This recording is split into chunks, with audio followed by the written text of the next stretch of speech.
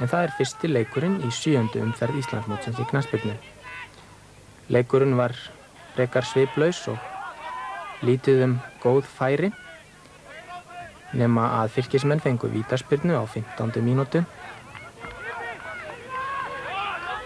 sem að þeir misnotuðu. Og hér fá þeir horn upp við mark KA-manna.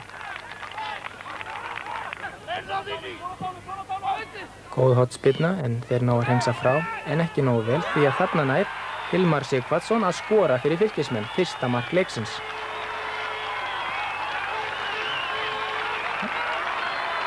Það var á 57. mínútu og þetta var glæsi mark hjá honum af löngu færi og breytti mikið gangi leiksins.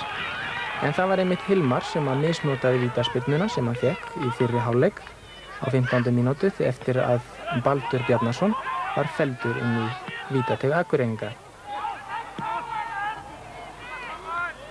KA-menn ollu svolítlum vonbrigðum í þessum leik. Þeir sóttu ekki nógu stíft, það voru ekki nógu djarfar þeirra sóknir, mikið langar, ónákvæmar sendingar.